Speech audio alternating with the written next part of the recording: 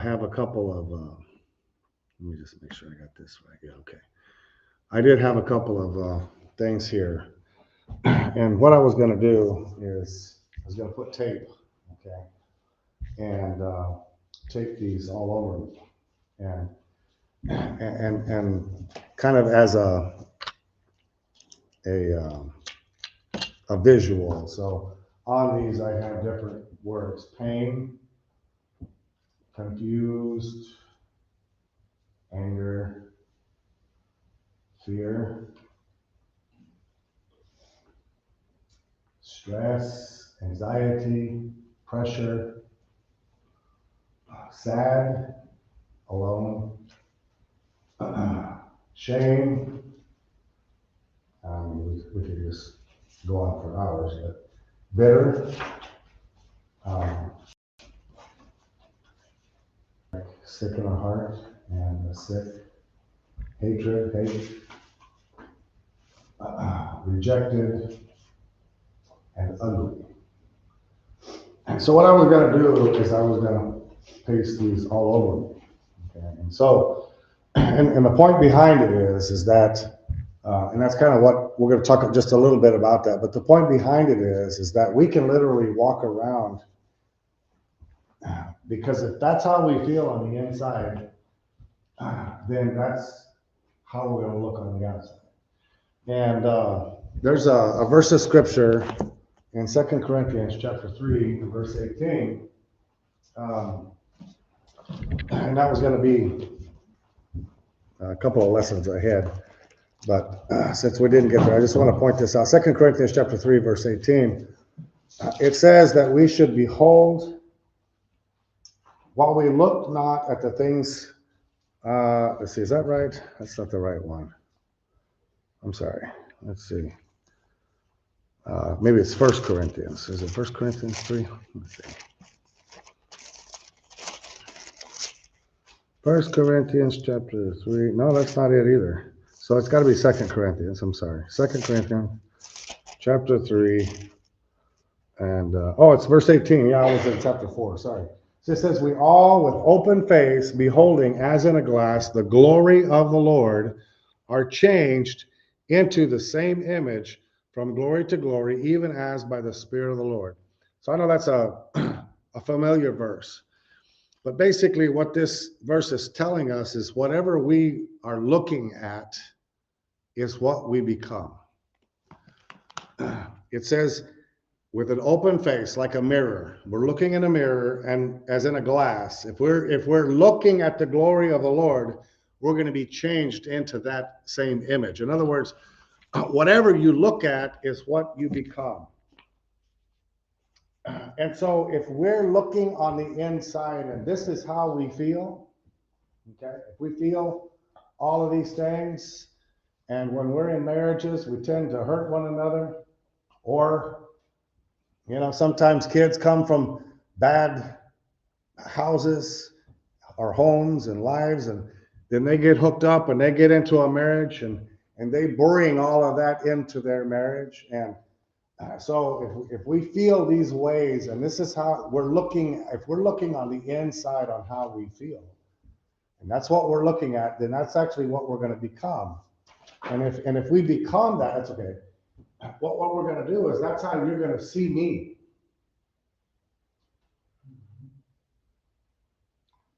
Okay, whatever you're looking at and concentrating on the inside, it's what you're going to become on the outside, and that's what people are actually going to see. Okay, so that's why it says that we should behold. In other words, the mirror that we need to look at is the glory of God. It's the Spirit of God on the inside of us. And there's none of these things. That's not who you are. Yes, we have emotions, we have feelings, okay? But that's not who we really are. And as people, it's just like Cheryl talked about, and what I talked about before is we can't look at the outside of one another. There's a lot of blemishes. There's a lot of problems. We've got to look at the inside. What did God write about you? And we have to help one another. And to look on the inside as to who we really, really are. And if we behold the glory of God, which is what God has transformed us into, then if that's what we're looking at, then we're going to be transformed into that same image. We're going to start looking that way. And that's what people are going to see. Okay? And that's where a husband and a wife honoring one another, loving one another, building one another up, protecting one another. And, the wife encouraging the husband, look on the inside at who you really are. The husband encouraging the wife and helping her. And the same thing with the kids. Then that's what we will become. But, many people walk around and they literally turn into on the outside what they really believe that they are on the inside. And so we want to learn how to overcome that. And we're going to talk about the bridge of transformation. Okay. And so this is kind of like a life. We were talking about building bridges, building a house, building. And so this is kind of like a picture of life. And we have a river, and then we have a bridge. And inside the river is complicated because that's kind of where we're at. We're swimming around in this river of complication, and there's anger, there's fear, there's shame, there's bitterness, there's all of these things that we're swimming around with. It's kind of like our emotions on the inside. Okay, the river is kind of like our emotions and how we think on the inside. And how can we come out of that and enrich our marriages and help heal one another, because these things are real. Yeah. these things are real. And even Christians who are filled with the Spirit and Bible believing and all of this, there's a devil, there's an enemy who wants to try to destroy us. And so just like Cheryl was talking about, we have to fight.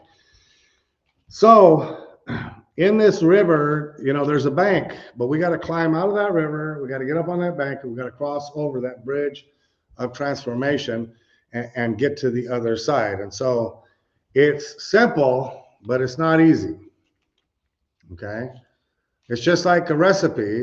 The recipe is pretty simple, right? But it's really not that easy to make a cake if you haven't done it before. And then crossing over, how can you leave shame or bitterness or fear, and how can you come out of that river? It's kind of like, you ever heard the saying, get out of the box? Okay. Think outside the box. Well, we try to make a difference in our life. We get outside of the box, and then we have pressure. We have some situation happen, and what do? We go run and jump back in the box, right? And that's kind of what this river is. We're swimming around. It's complicated, and we don't know how to get out. And we know there's a way out, but it's not easy. Okay. Just trust Jesus. Everything's gonna be all right, right? Well, yeah, that's simple, but it's not easy. It's not easy. So how do we actually do it? Yeah, so I gave another little picture of this. Of a bridge, and inside this river, there's a lot of rapids, there's a lot of waves, it's loud, it's noisy, it's running fast, and we've got anxiety and rejection and pain or whatever it is, and we know that there's a better way, because it's not fun swimming around and floating around and in this river, right? And because if we stay there too long, we're going to drown. And so we got to have a way of getting out of this river, because it's complicated. It's not easy to swim to the shore. So I asked the question, what's in your river, or what's in your heart? And so just like we said, we have these things, and whatever we're beholding, whatever we're looking at, then literally that's what we become, and that's what people will start to see. So instead of seeing you, they're going to see that. And when the enemy sees that, what's he going to do? Pour on more. That's right. I mean, here it comes. And so that's why the Bible says, he who hides in the shadow of the Most High, the devil can't see that, but when he sees that, then he's going to come and hit us again. So we've got to identify, number one, what's in our heart, and we got to learn how to start looking at something else instead of what we feel. I said earlier, we can't. If you're going to give some advice, we can't go by our feelings. Remember, because guess what? You know, inside of our hearts, we have feelings every day, and sometimes we tend to try to handle them on our own, like building this thing over here, instead of asking for help. And so in order to cross that river of transformation, you know, we have to understand that it is a river, okay? But like Cheryl said, there's, you know, responsibilities on the husband or responsibilities on the wife, but how is it that our brains actually work? And so there for women, it's a little different than it is men. And that's why it says in First Peter for men to give honor to their wives as the weaker vessel, but it says to dwell with them according to knowledge. And women's brains are wired differently than men's. Uh, Men's brains, everything fits into a box, and but women, it's just everything is connected to everything. Men, nothing is connected to anything. You know, men actually have a box that's called clueless. In other words, there's just nothing in it. Men can actually have an empty box that you know, what are you thinking about? Nothing. Oh, you can't. That's impossible. You have to be thinking about something. But you know, there is an empty box, and there's compartments and categories in the way that men think, and it's different than the way that women think. So sometimes, you know, Cheryl will be able to connect everything, you know, and I'm like, you know, hold on a second. She'll be talking about something over here about work, you know, and I'm over here in the empty box, and then she switches to TV or whatever. She can just make that transition, and me, I have to go from box to box to box to try to figure out what she's talking about, you know. And so the reason I'm saying this is because you know, Cheryl has been abused, and not only physically, severely, but also emotionally. And so if I'm supposed to dwell with her according to knowledge and be able to help her inside, you know, because if this is how she's, you know, feeling, you know, and she has this, and maybe there's even some, you know, of this going on, and that too, okay, and then she's trying to talk to me, and I'm over here in this box over here. I'm not going to I'm not going to be able to communicate with her. I'm not going to be able to help her come out of that river and cross the bridge of transformation. And so you know, when men are clueless, they make mistakes because they can't make the connection. So it's like me and Peter. I open my mouth and insert my foot. Then I open my mouth again and switch feet. And and then they don't know what they just did. Sometimes men say things and they don't realize that they just did something wrong, and they say, "What did I do? What did I do? Did I do something wrong?" And it's because, you know, men's brains are compartmentalized, and they think differently than women think. And so nothing is connected to really anything. And so the suggestion is for men to try to stay out of the clueless box. Sometimes men don't want to have a clue as to what's going on. I'm just going to stay out of that, you know. But the practical application is for us to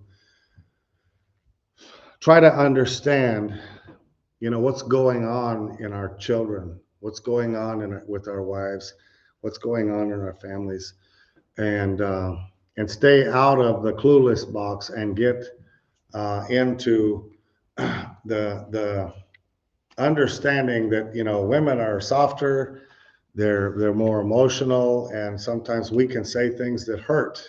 And so their system of thought, this doesn't mean that their brains are scrambled. It just means that they are connected to everything.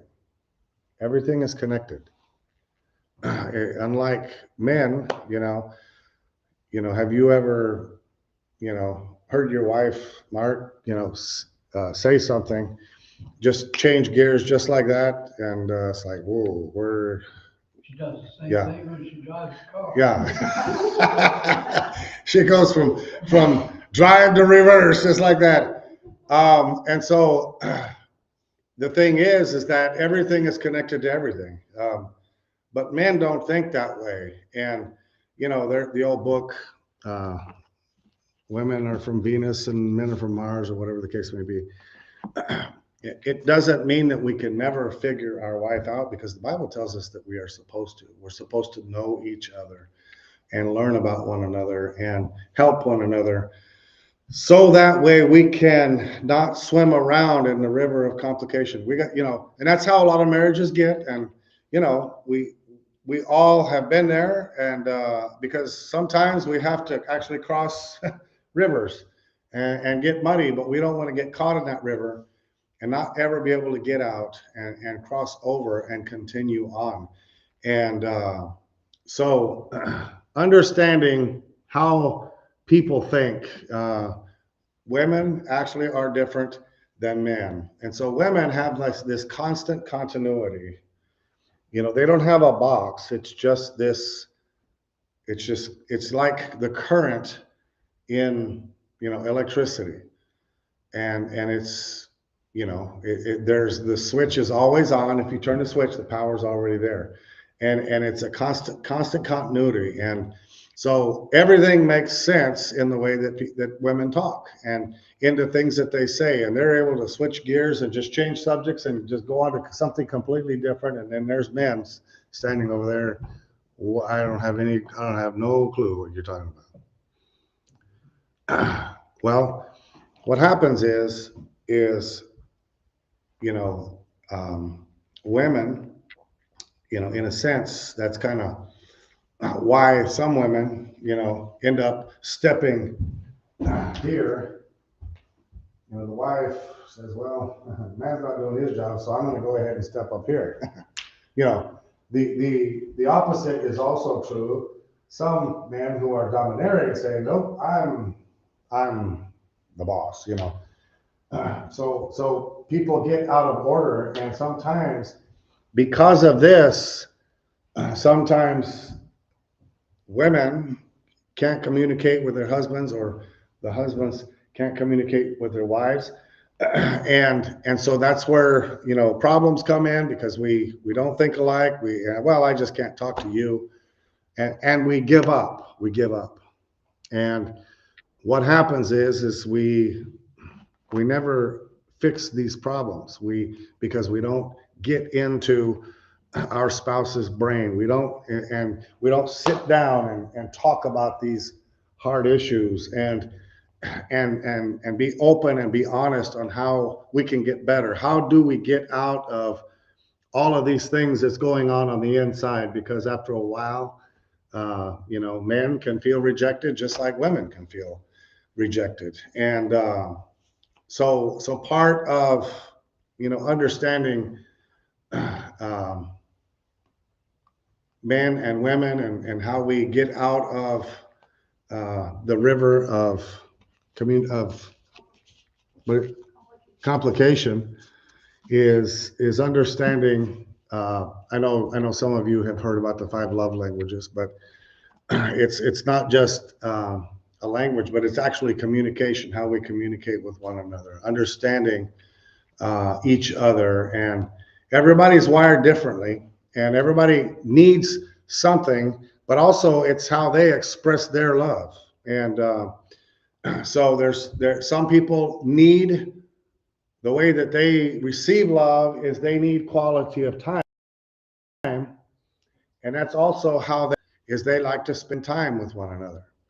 Some people like acts of service. They like to do acts of service, the acts of service. And sometimes that's what they need uh, in order to feel loved.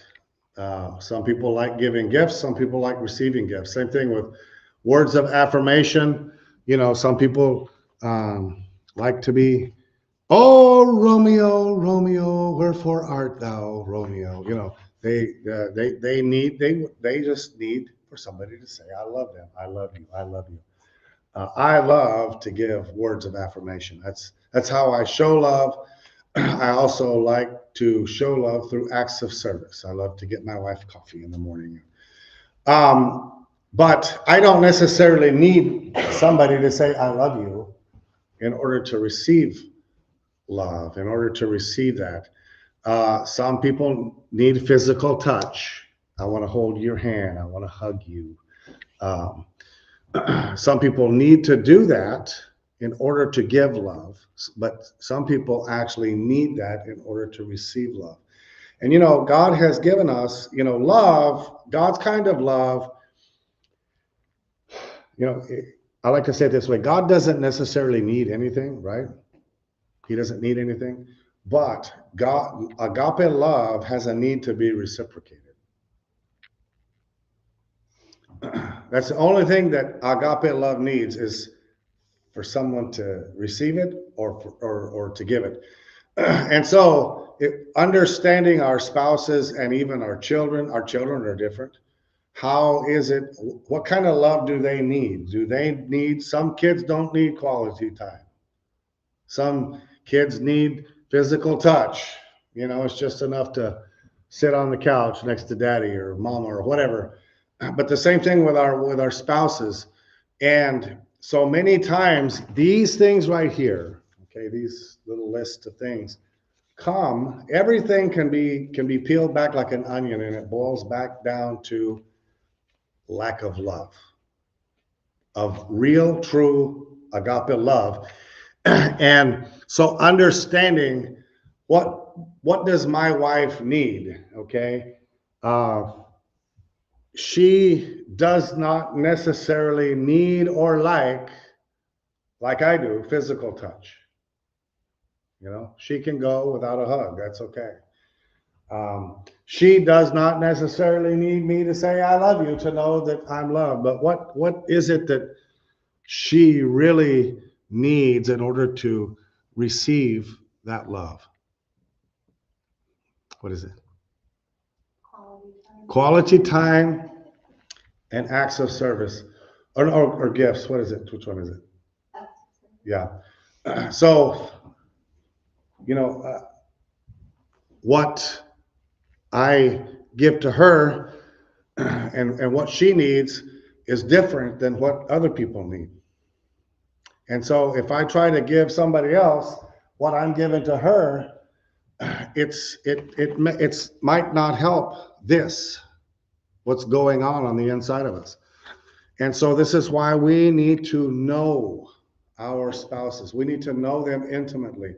We need to pray and ask God, what is it that they need? We need to sit down with one another and talk about these things. And, so this is how people show or receive affection or love. And disciples learn to know the language and the method the families communicate in. So, and what I mean by that is the goal of salvation is to become a disciple of Christ, to know God intimately, to know the recipe book and the ingredients for marriage and for relationships, to know that intimately. And so a disciple of Christ who either becomes a husband or becomes a wife learns to understand, what was it that different people in the Bible needed. Remember Elijah? Okay, Elijah experienced the power of God on a level that most people will never experience. But after this huge demonstration of power and the fire of God, and he killed 450 prophets of Baal and had this emotional high, and it rained after 3 years, and the whole nation of Israel was in revival. And then here comes a letter from Jezebel, and he became suicidal. He was going to take his life. He was going to end it, and he asked God. He isolated himself. Okay, all because of a lie. He was rejected. He felt rejected. He felt alone. He felt pain. He felt all of this, and he felt fear. And what love language did God use for him? What was it that God gave him that he needed?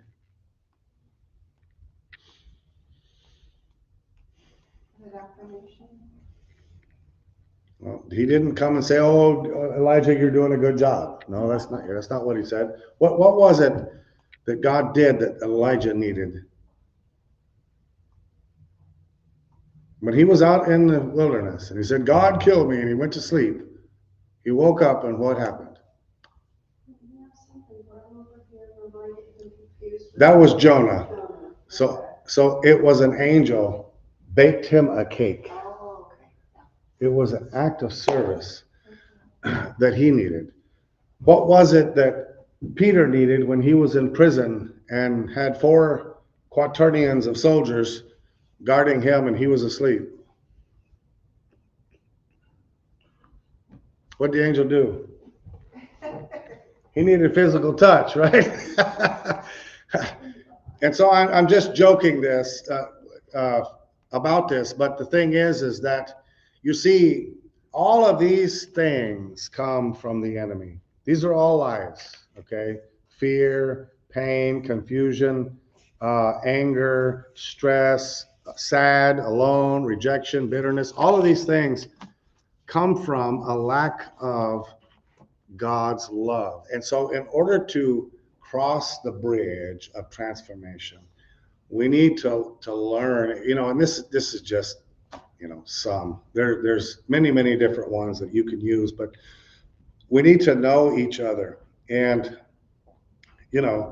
I think that over time, some of these things might change. I don't think that it's, when we're first together, physical touch, oh, it means everything, and words of affirmation and all this. But I think over time it will change with one another. So we need to continue to learn about one another and, keep things going and help one another get out. So when it comes to making an impression or influencing someone, how long does it take to make an impression? Well, the answer is 30 seconds or less. Okay, now our actions make impressions upon people, upon our wives, our husbands, our families, and our influence. And sometimes that can make a lasting impression. And so sometimes it takes like 20 additional encounters to undo. The old saying that one, oh no, erases 1,000 attaboys. And we as people, if I take the trash out 9 times, but I don't on the 10th time, and what do we look at? So what happens is this is how we can become in our own homes, and we can start to make bad impressions, and that has influences. And so we always have to remember that there's one more thing about a person that we might not know. There may be some event that happened and in a person's life that caused trauma, and sometimes even like there's things that's happened to my wife that she's completely forgot about, but because we make sure that we try to, it's not hashing up old stuff, but it's about making sure that we're healed and we're whole, and we don't get into that river of complication, because there's things sometimes that happen that trigger something that happened to her long ago. And so I want to try to know her and make sure that things that have happened in the past, okay, that we deal with these issues, we deal with these things, and we help one another to where we don't stay in that river, and but we come out and cross the bridge of transformation. So, that is really discipleship. Jesus required his disciples live with him. Was it full-time or part-time? Full-time. He said, if any man follow me, you must leave your mother, father. You've got to follow me. And so what did Jesus do for that 3.5 years? I mean, they got to know everything about Jesus, and he brought up little things and quarrels that they had along the way, and corrected them and helped them through, so that way they could become disciples and not drown in the river like Judas did. And so he helped them to go on to live successful and fulfilling lives. So past events that have happened to us can be stored in our memory. And so an event that had passion and emotion along with purpose and meaning, it can be either good or bad. It can be stored in there. And especially if it happened more than once and has had greater effect, and it actually means more to a small child if it happens to a kid when they're young. But it can happen to an adult, like, for instance, Cheryl just being a little vulnerable, but she had some things happen to her that it happened with passion and emotion involved in it. It was purpose and meaning. It's kind of like when you take your belt off and you spank a child, or something happens. It's like an event that gets stored in their memory. So it can be for good, but it can also be for bad. So when there's abuse or things like that happen. But we have to remember that a lot of people that have these things in their past or stored in their memory, it doesn't mean that they did anything wrong. But what we have to understand, it's not the things that we've done or that have happened to us that keep us bound, but it's the lies. I got that covered up, sorry. It's the lies associated with them that keep us bound. So what happens is that's what happens. The devil comes in and he uses someone to do something to us. And if it's a heated argument or whatever it is, if it's abuse, I don't know what it is, whatever that event is. It's not like, for instance, a soldier who has PTSD. There was an event that happened in their life. It had passion, it had emotion, it had purpose, and it had meaning. And something can trigger that. And that event can be relived in that moment. And maybe it's not to that degree. Maybe it's, somebody who had trauma or whatever the case may be. Well, that event is stored in our memory, and God intended for it to be that way. So that way, when we encounter him, when we have that moment with God, it's passionate, it's emotional, it had purpose, it had meaning, then we have the ability to remember that. But the devil has used that also for bad. And so bad things that happen in our life, I can remember a couple of times where I was completely devastated, by some things that my dad did. It just completely took me off guard, and it impacted me for bad. It wasn't good. It was bad. And we can't use those things as a crutch and an excuse. But the thing is sometimes these things are real. And we've got to help one another, because there's things sometimes that people have that they don't even know it's there. And as couples, we have to help one another walk through that. And we have to show them love and compassion, and be pitiful and courteous, just like we've talked about. So, we're talking about making impressions and influencing people. And helping our spouses and us out of that river. So how can we rectify bad actions? Well, something called an apology, which, I go to the store all the time. I go everywhere. And, when I was a kid, if I didn't open the door for a lady, I went in the corner and picked up my teeth because my dad would knock my teeth out of my head if I didn't say, yes, sir, no, ma'am, open the door for somebody.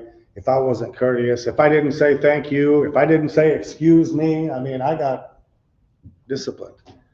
And so nobody says excuse me anymore. That's a term that's out the window. Nobody is sorry for nothing. And that's the world that we live in. And sometimes we try to um, act like we don't need to apologize or that we don't need an apology, but we really do. And so it's important for us to learn. We talked about walking in forgiveness.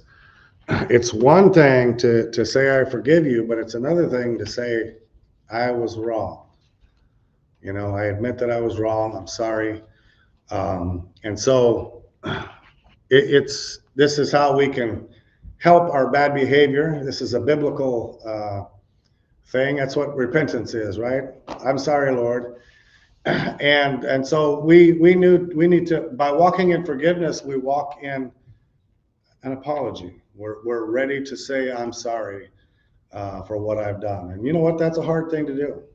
It's not easy to say I'm sorry. So sometimes it's not what you do, but how you do it. Cheryl has told me, it's not what you're saying that's the problem. It's how you're saying it.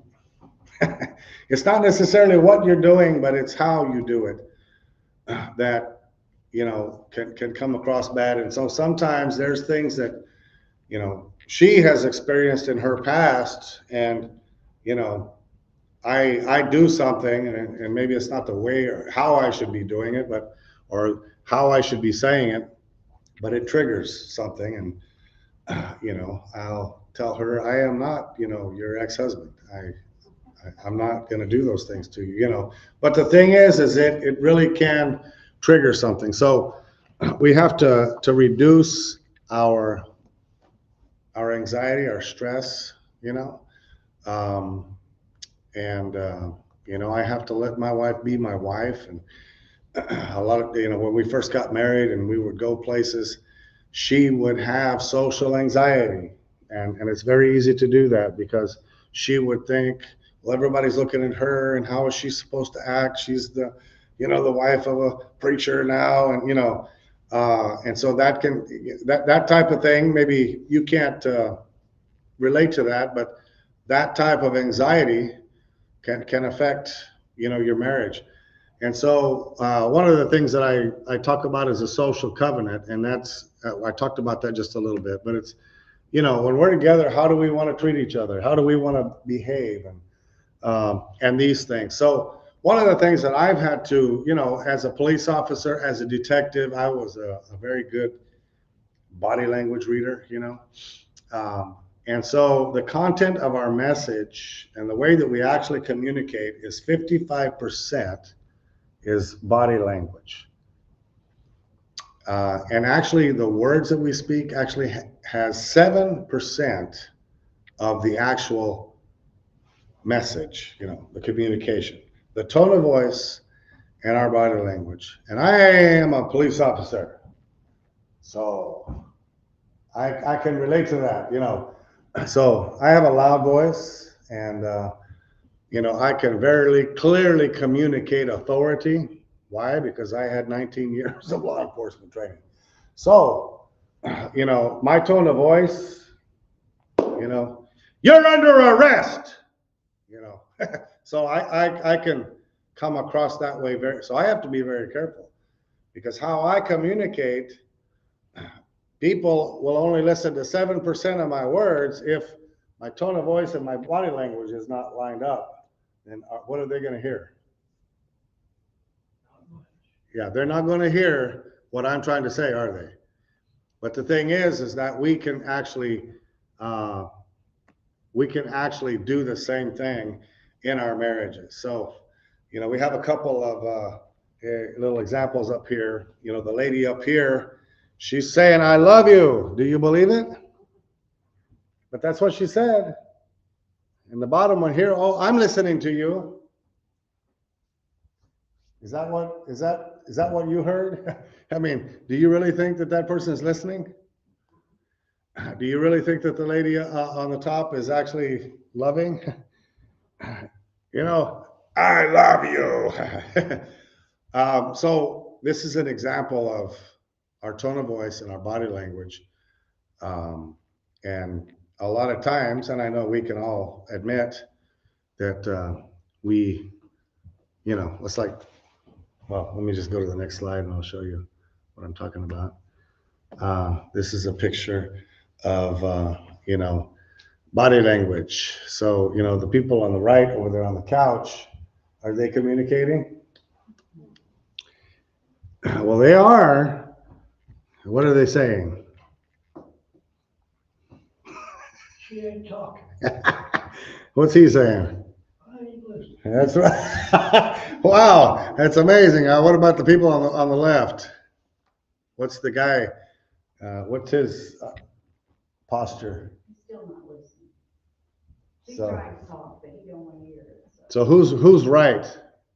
I, I mean, who thinks that they're right in that relationship? in which, the one on the left? The first one, the guy in the shirt. Yeah, the people standing. No, Which one do you think thinks that they're right? the guy. Right. He's closed off, and what's the woman trying to do? Remember how women's brains work? Everything's connected, right? So she's trying to explain, but he is zero, nothing. I will not receive nothing. And so, I mean, I just took some random pictures just to kind of give an example. But the thing is that we end up doing this ourselves, and we have to be careful to present the. So there's a math equation to this. So our tone of voice plus our words plus our body language actually equals what the message is. So there's no credibility if our tone of voice or body language does not match our words. There's no credibility. And when we do that over and over and over and over, we lose more and more and more credibility. And so if I do that every single time, then after a while, Cheryl is not going to believe anything that I say. Because my body language or my tone of voice is not going to match. And so this can actually cause great damage to each other. Cheryl talked about, the nagging wife, but it can also be the husband who refuses to listen. So our credibility and trust happens when our tone of voice, our body language, and our words match. And that happens with our kids. It happens with our marriages. It happens with our relationships. And this is kind of simple stuff, but it's just important to remember. I've been in rooms of people, and I don't know how many times I'll go into. Let me see my phone for just a second. I'll have a pastor invite me over because they want to talk to me, and this is what they're doing. You ever had somebody do that to you? Sometimes me and Cheryl have to tell her, put your phone down. You can't look at Facebook and, let's talk about our issues at the same time. And so there was President Abraham Lincoln. Did you know that he used to stand on the balls of his feet and lean forward anytime he was listening to somebody? He was completely attentive to them. President Lincoln would have all kinds of people come in to the Resolute desk at the White House, And before anybody sat down to talk to him, he would clear off his desk so that way there was no distractions. And he would literally stand at attention and stand on the balls of his feet in attentiveness to the other person. So loving each other is actually truly wanting to hear what they say, you know. So, you know, I'm going to give you an example. Stand up, sweetheart. If I'm trying to tell you something, sweetheart, and then you walk away. And sweetheart, you know, okay. So, you know, well, I can multitask. I can do two things at once. You know, go ahead, sweetheart, I'm listening, and, you know, doing something else. So a lot of times that's how our relationships end up, you know, because we're multitasking and communication, you know, so feedback improves your abilities in situations. And so we have to give each other permission to give each other feedback. And, you know, I don't like it because I'm right all the time, Me too. you know, so I don't need any feedback. That's right. You know, the only thing you can do is rub my back, but you know, don't give me no feedback. But we have to be willing to allow each other to give each other feedback, and we have to provide opportunity for that. And because otherwise, my wife will just be over here. That's it. That's all she's gonna do. You know, you don't get to say anything. You just get to submit. And if that's the case, then she's going to stay in that river of complication. I'm not going to help her. Same thing with me. She talked about henpecked husbands, you know, and you know that's the husband who lets the wife get above God, and that's sure destruction right there. It's not going to go well. And so we have to be willing to give each other feedback and to help us get better. And sometimes I don't like it, but it's important. So once again, it's not what we say, but how we say it. So our tone of voice and our body language, and you know, these are pretty simple truths, but it's something that we need to sit down and help one another, because whatever you are looking at, and here's the thing is if you're looking at inside of yourself wrong, then you're going to be looking at your spouse wrong. Because if you're beholding the horrible things that are on the inside of you, if that's what you're looking at, and then that's what you're going to start looking at on the outside, and that's how we're going to start to see each other. And we're going to be looking over an entire mountain of good just to look at a little tiny speck at each other. And so it's simple to crawl out of that river, but we have to have help.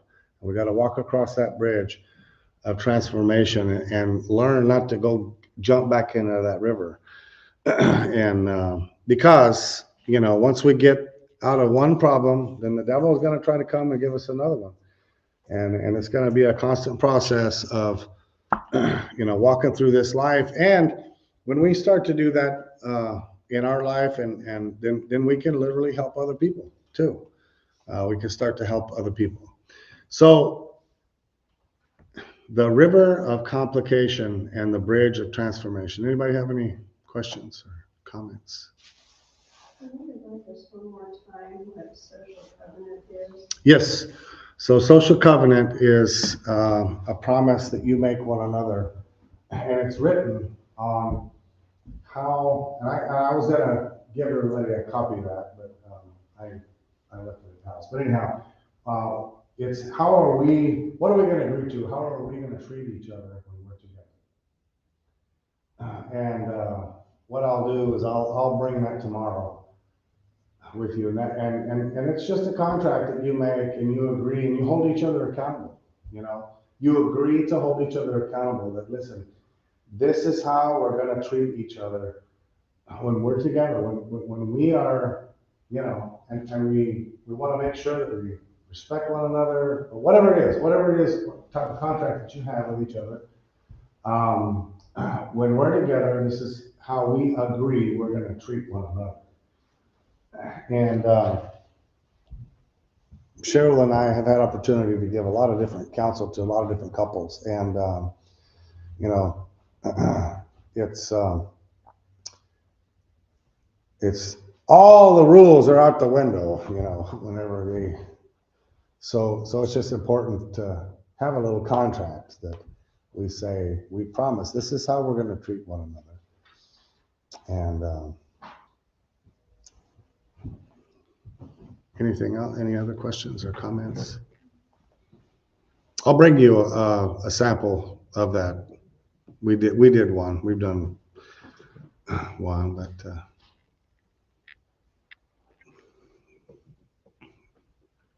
Good stuff.